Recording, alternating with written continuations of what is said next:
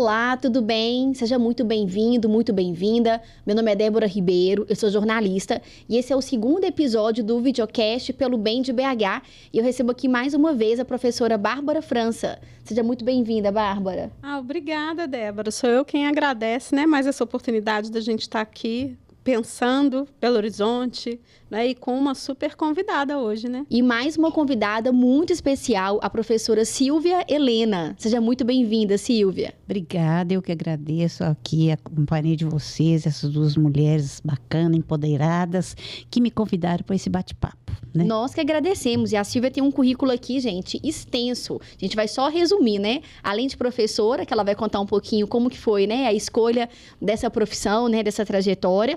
A Silvia também é assistente social, ex-vereadora e secretária municipal de Direitos de Cidadania da Prefeitura de Belo Horizonte, não é isso? Isso, Débora.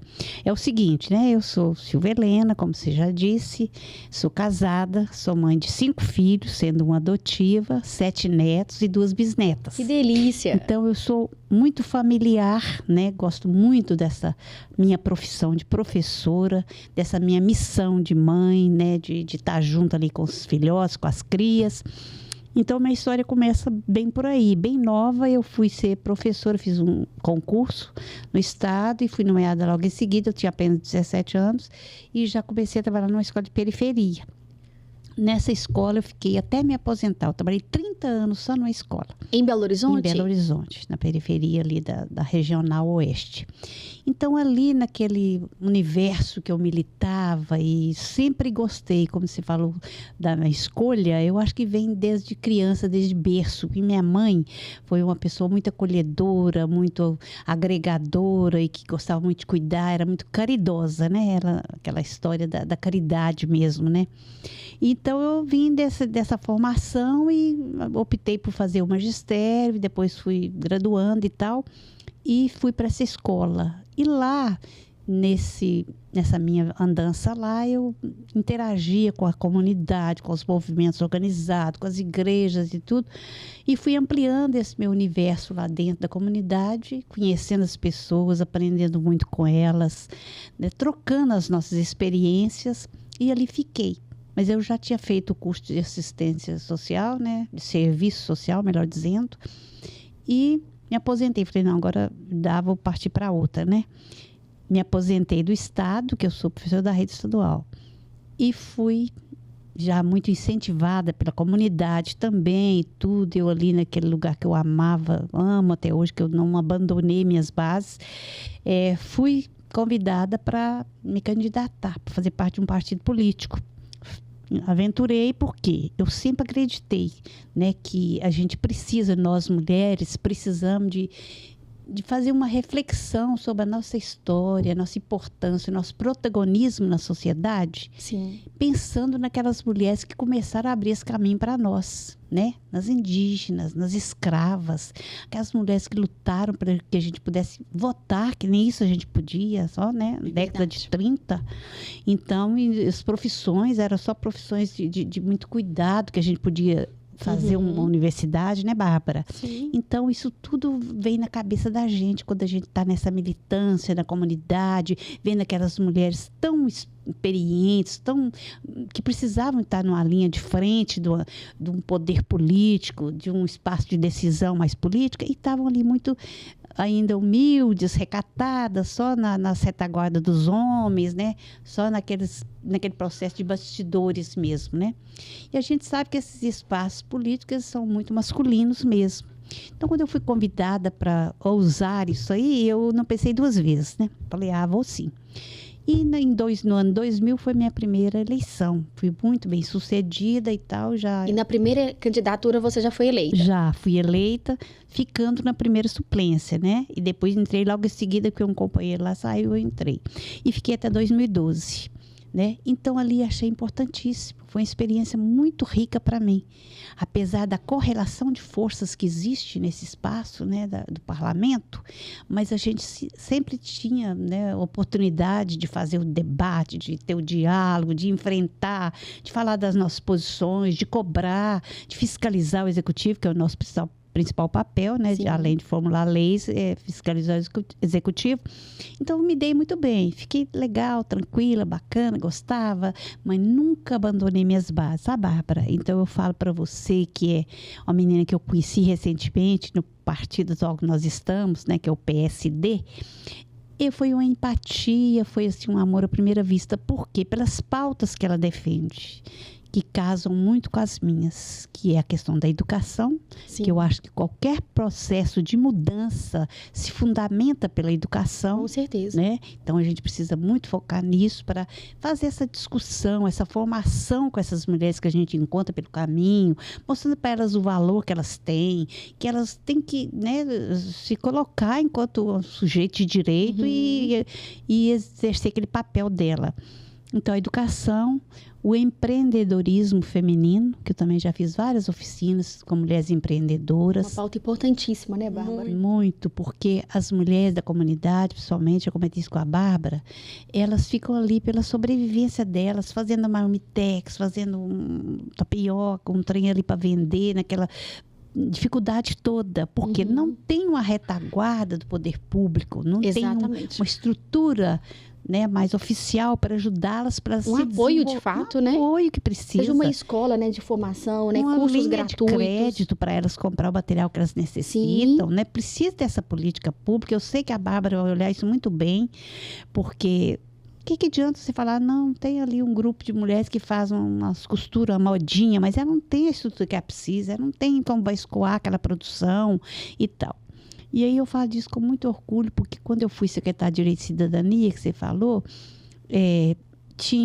temos lá uma feirinha que acontece toda sexta-feira, de 8 até 5 da tarde, na Bernardo Monteiro, ali perto do Colégio Arnaldo. E ela estava muito caidinha e tal, eu dei uma remodelada lá e implementamos, levamos grupos também de mulheres, de LGBT, de negros, para fazer parte dessa feirinha, sabe? Vender seus produtos. 3 grupos se juntavam, tinha uma barraca. Que legal. E hoje funciona lá, muito bacana. Então, eu acho que é isso que a gente tem que focar muito, sabe? Com certeza. Essa nossa caminhada de saber, de olhar esse universo, de valorizar isso, porque nós precisamos de chegar nesse lugar que é nosso por direito também, né? Não ficar pedindo favor para homem, para dirigente político lá, me dá uma vaga aí. Não, aí eu tenho direito, tem uma lei ali que prevê aquela porcentagem de candidaturas femininas, né? Temos que ver isso tudo. Sim. E, inclusive, jamais esquecer da questão financeira das campanhas, né? Porque a mulher, às vezes, ela é muito displicente disso. Acho que é o jeito da gente. A gente não vai tirar da nossa economia familiar para investir numa campanha, né? A gente preocupa muito com essa questão da família. Então, o partido tem essa obrigação, essa função de ter esse equilíbrio na distribuição dessas verbas para as campanhas. Então, eu falo... Porque a gente ainda está numa sociedade, né, Bárbara, que coloca muita mulher nesse papel de ser uma ajudadora. A mulher tem que ficar sempre na retaguarda, sempre, né? E ela não pode ser a protagonista, nunca, né? Assim, seja no seu ambiente familiar, né? Na igreja, no trabalho, no ambiente que ela queira estar, né? E o lugar da mulher é onde ela quiser, né? Isso, inclusive na política. Porque só as mulheres que sabem das dores, né, que nós vivemos e que vai conseguir realmente pensar em soluções, em ações, né, para poder ter uma vida melhor, né, seja em casa, no trabalho, né, no seu negócio. Apesar de todas as nossas multitarefas domésticas, femininas e tudo, a gente da política também leva essa sensibilidade maior que você falou ali, para aquele universo que é tão, às vezes, ríspido com as coisas, né? Muito insensível, às vezes. Tem homens muito bacanas também, a gente não quer brigar com os homens, nem ficar contra os homens, não. Nós queremos estar lado a lado, ocupando o espaço que é nosso, sem pedir favor para eles. Aliar, né? Queremos aliados, né? Para que cada um possa ali, né, contribuir para que a cidade cresça. E, Bárbara, você tem um ponto aí, vários pontos, né, em comum com a professora, que é essa questão da educação, né, da família, de acolher também, né, porque você também, né, tem uma filha que você acolheu também, né, além do seu filho além do seu filho biológico, né? Que é o Enzo, que é charado meu. Conta um pouquinho aí, né? Do que vocês têm em comum aí. Como que você vê isso? A Silvia, ela, assim, primeiro agradecer pelas palavras doces dela, né? Assim, realmente foi, assim, um amor à primeira vista, né? Assim como com a Débora também. Eu acho que aqui a gente está bem, né? Sintonizada, nós três, porque realmente eu sou muito, assim, uma das coisas que me caracterizam muito é a questão do afeto. Eu sou muito afetuosa, todo mundo fala comigo isso, né? E é muito difícil você fazer política sem afeto. E a primeira coisa que me chamou a atenção da Silvia foi que na primeira vez que a gente se encontrou no partido, ela olhou, eu tinha participado de uma reunião lá e eu tinha falado um pouco, cada uma se apresentou, e no final ela já veio, já me abraçou, já falou assim, olha, eu quero te apoiar. Quando ela falou isso, eu levei um susto, porque eu vim de um lugar tão árido, que as mulheres não costumavam falar de apoio explicitamente, assim, e a primeira coisa, ela verbalizou isso. Eu fiquei assustada na hora, eu não estava preparada para ouvir aquilo. E daquele momento em diante, ela nunca mais soltou minha mão. Ela o tempo inteiro, Bárbara, aqui, Bárbara, isso aqui, Bárbara, isso aqui. Ou seja, e agora ela está praticamente assim, né?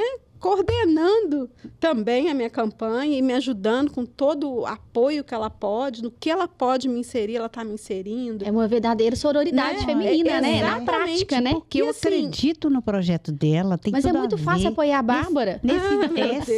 Nesse dia lá dessa reunião do partido, o conteúdo que ela tem é riquíssimo. Na nossa dirigente lá e falei com ela, a próxima para fazer a palestra tem que ser a Bárbara, não sei se você lembra disso, tem que ser a Bárbara com essa pauta bacana que ela tem. E logo em seguida ela me convidou, e eu não pude ir na sua palestra, eu tinha outro compromisso. Mas é isso aí, a Bárbara, ela nos representa muito bem hoje, certamente na Câmara Municipal, se Deus quiser, porque ela faz essa defesa.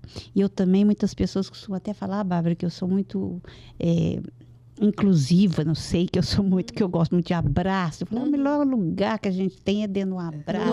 Um abraço de uma criança, um abraço de um amigo, um abraço do amor da gente, né? Então, por todo lugar que a gente andar, a gente tem que levar essa nossa sensibilidade, esse nosso carinho, esse nosso afeto. Cuidado, né? A política pode ser com afeto, né? Pode, sim. Eu sempre digo que a política ela deve construir pontes e não muros, né? Isso. É por isso, porque a gente precisa construir e se abraçar. Enquanto não houver realmente, né?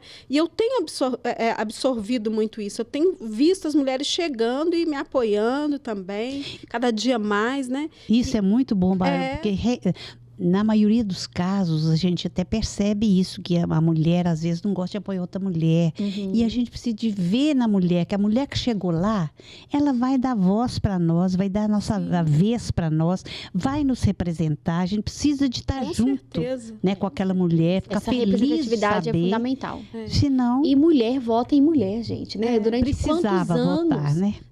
As mulheres votavam só nos homens. Só isso que eu falo então, com você. Né, eles já têm, né, a força que eles precisam. Então, agora vamos apoiar, né, umas às outras. Com certeza. Né? E a Bárbara leva bandeiras aí muito importantes, né? A questão do empreendedorismo, né? Da maternidade, da cidade, né? Da questão ambiental. Né? A Bárbara tem um currículo aí gigante, né? Pós-doutora em planejamento urbano. Então, ela consegue muito olhar a cidade como um todo, né? E a gente precisa muito olhar isso mesmo, porque a gente não está focada só num segmento, a gente quer uma cidade feliz para todos, né?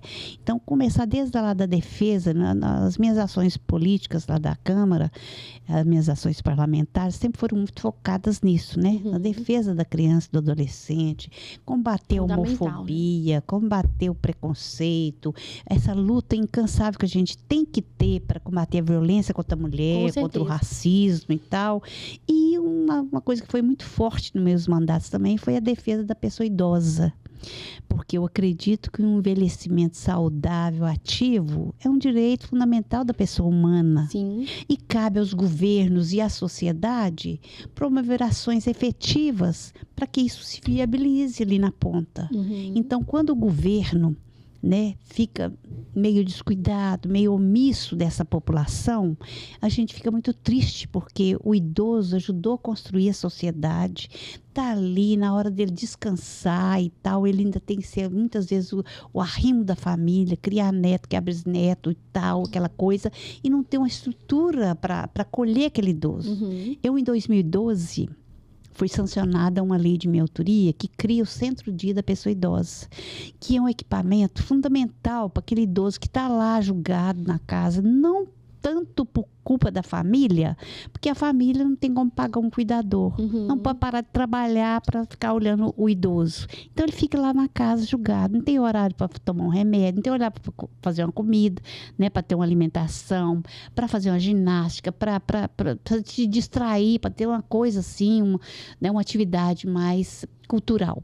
Então esse centro-dia, nele está preconizado isso, esse espaço garantido pelo poder público, com uma equipe multidisciplinar que ficaria com esse idoso durante o dia todo, com todo esse suporte, esse acolhimento e tudo.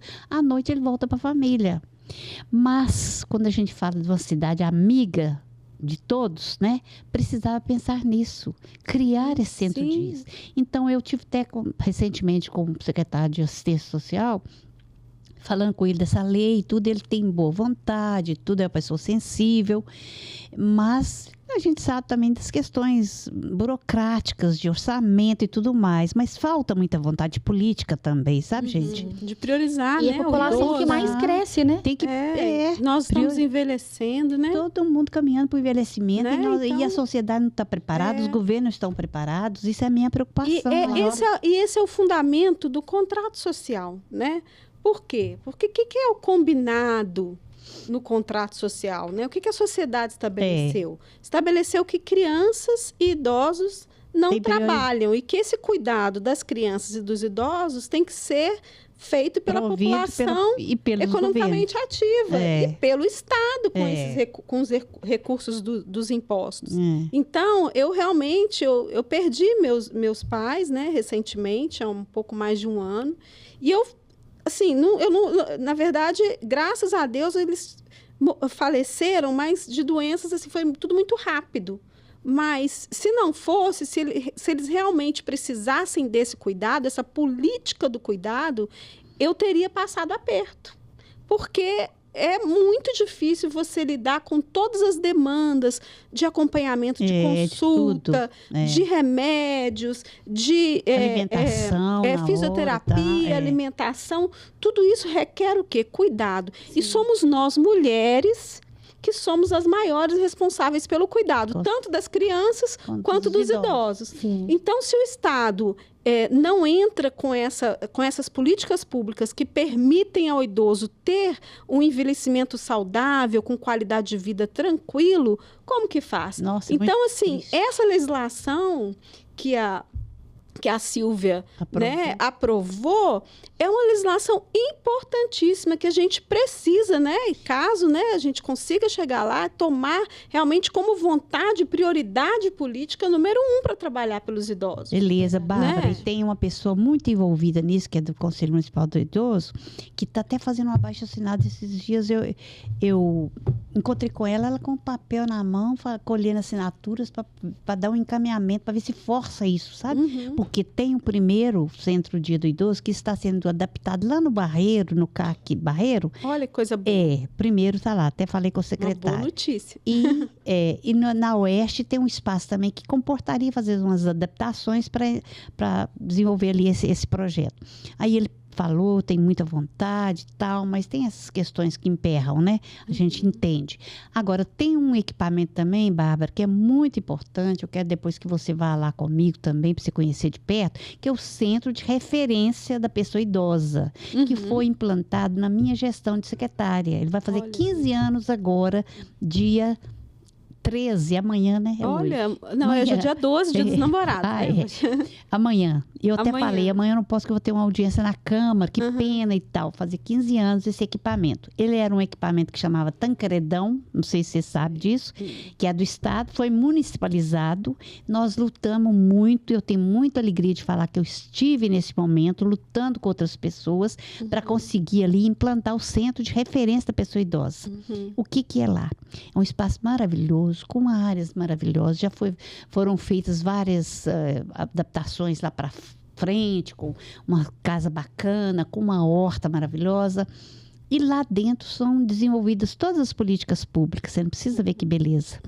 Tem a cultura lá dentro, tem o esporte, tem a educação, Tem o empreendedorismo, tem muitas oficinas lá ensinando os idosos a fazer as coisas, gracinha, pintura em tela.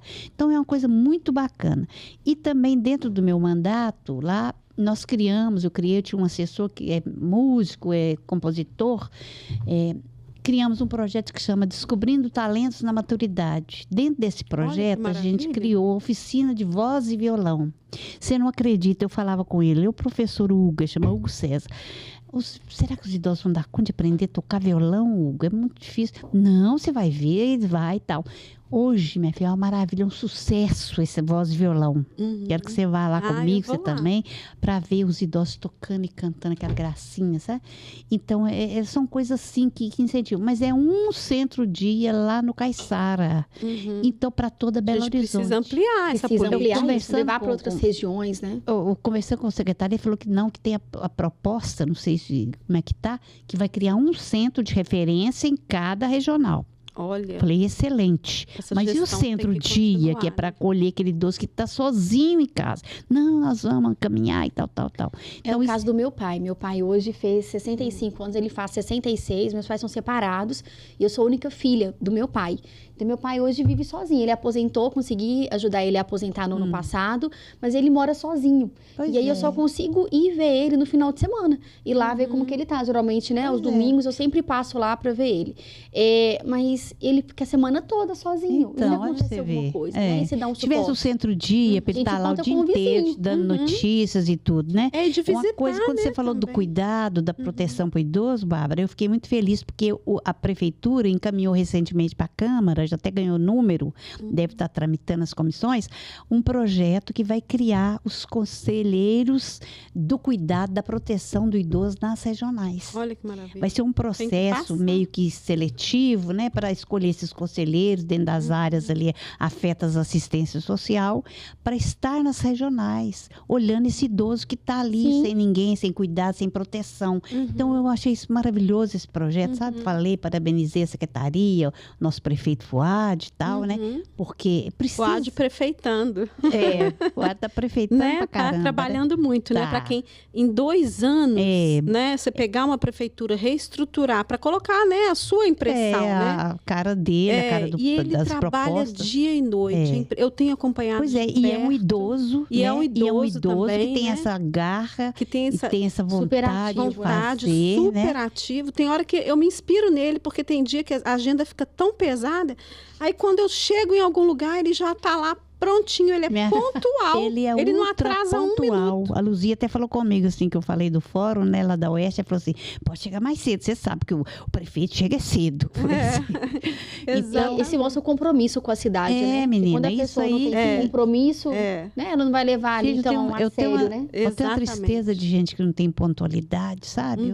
Você viu que eu cheguei até mais cedo aqui, né? Eu detesto que me esperem, que eu fale num compromisso meu e tal. E eu quero trazer um contraponto aqui, que a gente está falando aí, né, da população idosa, né, que tem aumentado, a importância, né, da cidade cuidar dessa população. E a gente também está vendo os jovens, né? Saiu uma pesquisa na semana passada que foi bastante divulgada aí na imprensa dos nenéns, né, que está cada vez maior o número de jovens ali de 18 até 25, 26 anos que não trabalham e nem estudam.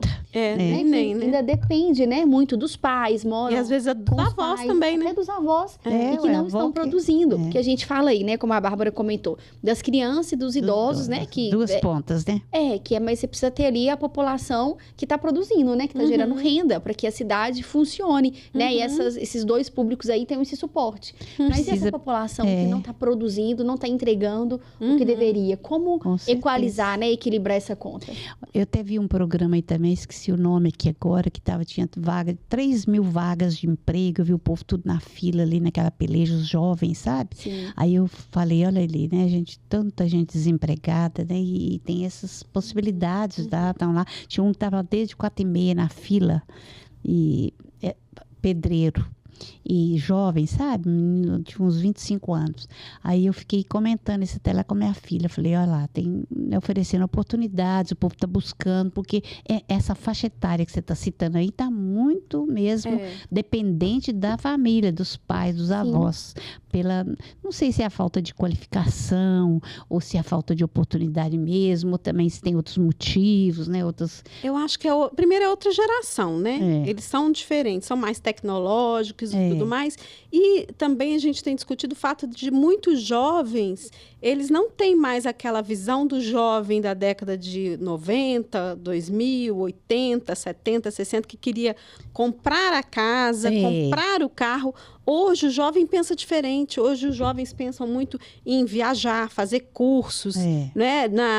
nas relações tecnológicas. Então, também tem uma crise na própria formação dos jovens. Ou seja, eles não se sentem mais dentro daquelas profissões tradicionais. Então, o desafio para a juventude é enorme nesse sentido. Não está focando mais no consumismo, né? Nesse consumismo. Exato. Daquela coisa de casa, de ter que construir família. Então, muitos jovens estão ficando em casa com os pais. Para eles tá bom.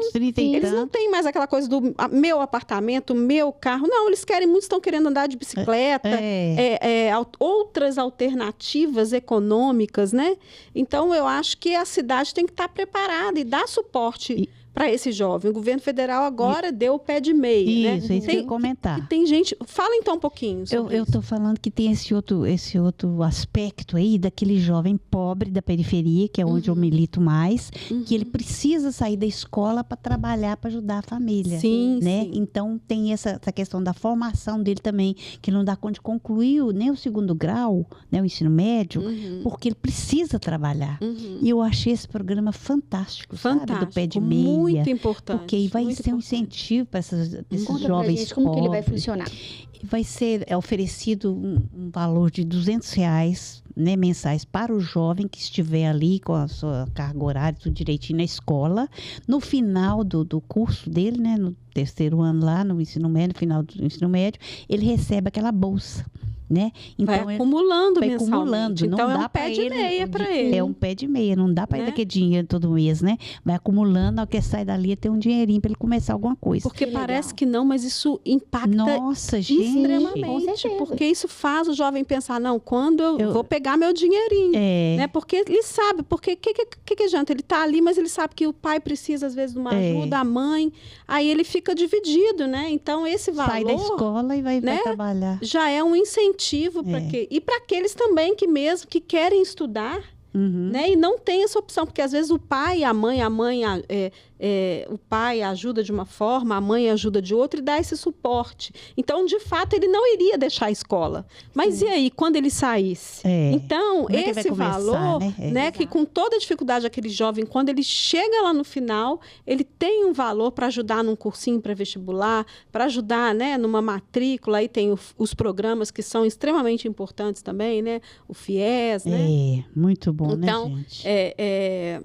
Toda essa estrutura de financiamento, ela é importante, né? O ProUni também, porque são essas gerações que a gente precisa formar, mas também ter uma escola que esteja adequada, né? Isso, é isso que é a preocupação, né? A escola tem que estar ali aberta a esses conhecimentos, a esses incentivos, porque atraia essa juventude, porque às vezes também são bem rebeldes, né? Não quer ir, sai e tal, aquela dificuldade. Nós, professores, sabemos, né, Bárbara?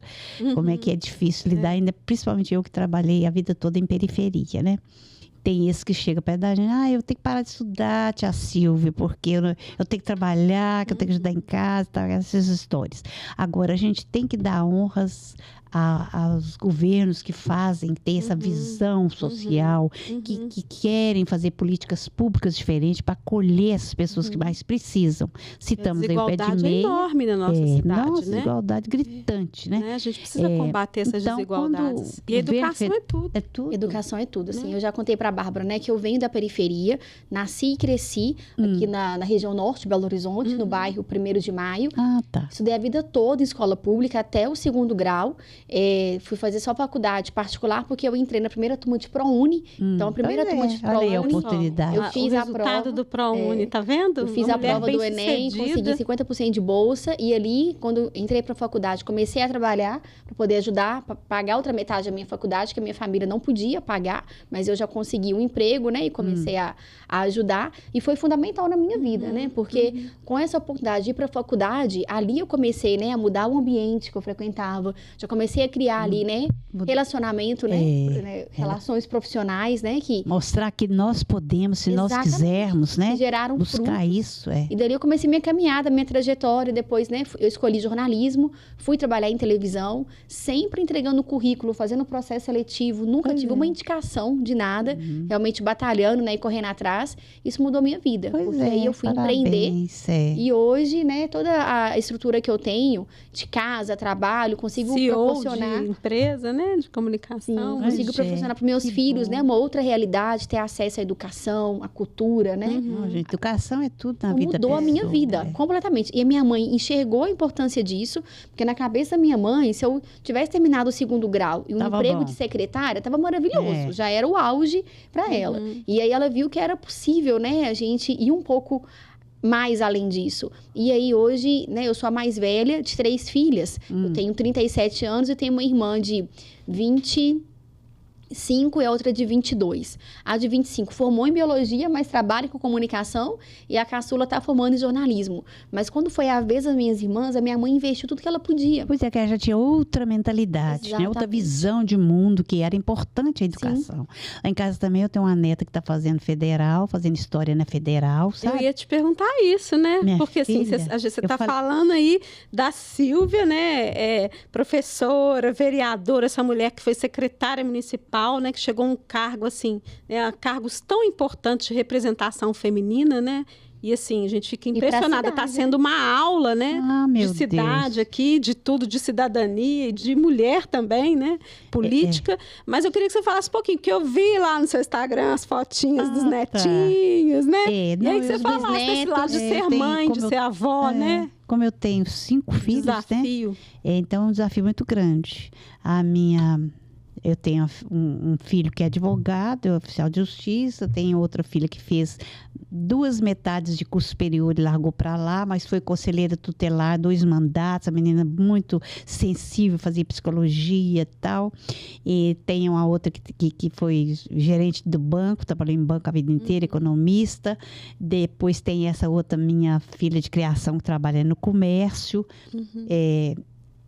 4, né? A Aninha, que é a do meio que eu esqueci aqui, a Aninha, que também fez magistério, mas não quis continuar, não quis fazer uma faculdade de letras, eu tentei, mas não quis. Mas todos são bem resolvidos, graças a Deus. E as minhas netas, né, agora. Eu tenho uma que é mestra em ciências políticas. Que chique. É uma gracinha, minha filha, escreveu cada texto bacana, livro publicado e tal. Tem uma outra que trabalha no comércio também, né? Mas ela fazia química na Federal, largou, você não acredita. Quase morri de vontade de bater nela. Largou, mas... Isso não pode contar, não. Você corta aí, viu? Mas ela agora, não, mãe, elas me chamam todos de mãe. Eu falo que eu não tenho neto, mas todos me chamam de mãe, é uma tristeza que eu tenho, sabe? Mãe, não, vou voltar. Sua alegria, eu vou voltar. Falei, então tá. E tem essa neta que é uma gracinha, a Ágata, que é a mais nova, né? Tem uma mais nova que ela, que está agora já fazendo relações exteriores, né? Com 18 anos. E a Ágata que faz história na Federal. Também é uma menina muito inteligente, muito esperta, gosta da área da educação.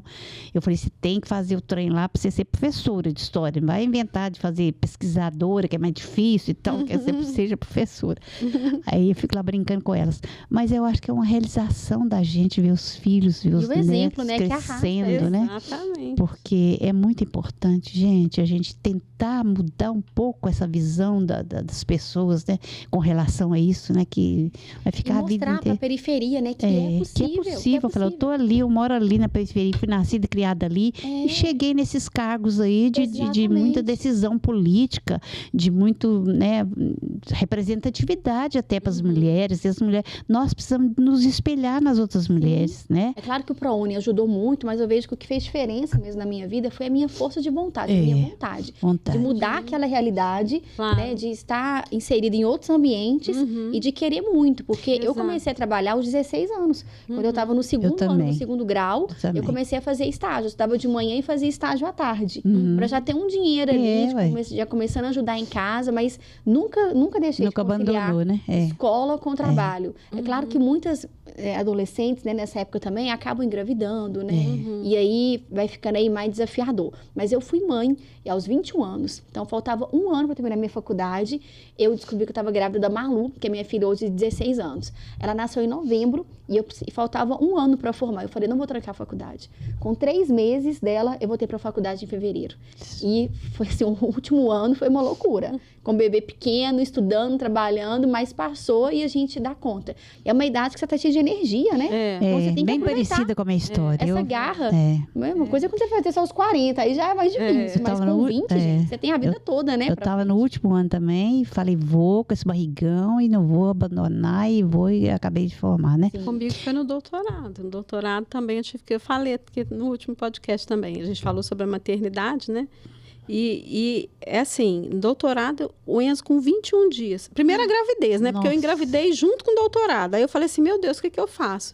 14 anos esperando para engravidar. Fiz tratamento e tudo mais. Delícia. Aí quando consegue, passa no doutorado no mesmo ano. Então, o que faz? Tem que fazer. Aí fui grávida pro doutorado. Aí com 20 dias que ele nasceu, estava tendo aquela parte das disciplinas, indo na aula, saindo para amamentar, voltando para a aula. Depois veio, eu falei, quero fazer o doutorado de sanduíche. Aí penso, gente, mas como é que você vai com um bebê? Ele estava com um aninho, acho que, não, quase 2 anos, que foi no meio do doutorado, né? Mas eu queria muito. Aí eu conversei com meu marido, e aí ele, não, eu te apoio, vamos embora. Tudo é persistência da gente, né? Rede de apoio, né? Que é importantíssimo para a mulher, a gente falou disso aqui. E meu marido foi fundamental, porque senão não ia ter Dava como. Conta, né? De jeito nenhum. Ele fechou a loja dele para ir comigo. Olha isso. Investiu o dinheiro dele, porque o dinheiro da bolsa não daria para a gente ficar lá. Então, assim, realmente... eu acho que a gente precisa... A mulher, ela é muito... Tudo é muito mais desafiador, né? Queria até te perguntar isso, Silvia. Assim, quando você esteve lá na Câmara dos Vereadores, né? Qual que era o seu maior desafio em relação aos homens, a ser mulher, né? Qual que é a dica que você dá, assim, para... É o seguinte, a correlação de forças, como eu falei, é muito pesada, né? Porque eles são maioria, então enfrenta. Na minha época, lá teve um mandato que tinha 7 mulheres, outro já tinha 9, depois caiu e tal. Então, a gente era muito minoria mesmo, né? E a gente tem que enfrentar. Mas as mulheres que estavam lá eram corajosas, se empoderaram e sabiam o que queria e não dava moleza para eles também não, sabe? A gente brigava muito. Teve um dia lá de uma reunião plenária que, nossa, eu não esqueço. Eu saí assim no meio do plenário, né? Encontrei com um homem assim. Ele falou assim, com um vereador, ele falou assim, uai, onde você vai? Eu falei, eu vou ali no banheiro. Eu estava indo no banheiro chorar escondido, né? Porque eles já falam que mulher é chorona, não sabe fazer nada, só sabe chorar e tal. Chorar de raiva, de tristeza de saber que tem gente, como é que pode ter um colega, seu vereador, que quer emperrar a pauta para a gente não aprovar um projeto que era importante, entendeu? Cidade, né? Aí eu, depois de brigar lá bastante lá no microfone, eu entrei, fui na casa lá de fazer lanche, que eles falavam casa da Dinda e tal, para chorar. E ele me encontrou no meio do caminho, não sei o que e tal. Porque mulher se chora, ela é fraca. Mas se ela fala duro como política, ela é grossa, ela é histérica, ela é sem educação. Né? Se ela se posiciona, se ela não se posiciona. Mas foi uma experiência muito rica, viu, Bárbara? Eu gostei de ficar lá os 3 mandatos, porque eu aprendi muito também, né? Aprendi a fazer diferenciações, né, do que é o papel mesmo da mulher, que ela pode estar em todo lugar, e principalmente na política, né? Sim. E a gente luta muito para isso, porque tenhamos mais mulheres com essa representatividade, com essa força, com esse empoderamento da Bárbara, para que possa nos representar, né? Então, fica aí nosso recado final, né? Infelizmente, né? Nosso bate-papo está chegando ao fim. Ai, que passa pena. muito rápido, né? Mas a gente vai ter outros aí. E você já está convidada já, Silvia, para poder voltar, trazer, né, outros temas, né? Muita coisa para a gente poder compartilhar, muito conteúdo, né? Tem muito assunto aí que a gente pode... Super mulher, né? Muito legal. Eu sou uma mulher muito comum, muito simples, mas que eu tenho consciência dos meus direitos, né? E luto sempre para isso, para passar isso para as pessoas com as quais eu convivo no meu universo de militância social, né? Hoje eu estou uma voluntária social nas comunidades. Passar isso, gente, nós precisamos conhecer nossos direitos. Nós temos só deveres? Não, cadê nossos direitos também? Então, vamos batalhar para efetivá-los, né? E como é que nós vamos fazer isso? Com essa consciência, tendo essa consciência, esse conhecimento do que a gente pode, do que é preciso para a sociedade, para ter uma sociedade mais feliz para todo mundo, né? Certeza. E quando a gente falou muito aqui das duas pontas, criança e idoso, a gente não pode esquecer desse miolo aqui, dessas outras gerações, né? Que estão aí querendo chegar e às vezes não tem muita oportunidade, nem conhecimento, então fica aí meio que no meio do caminho, né?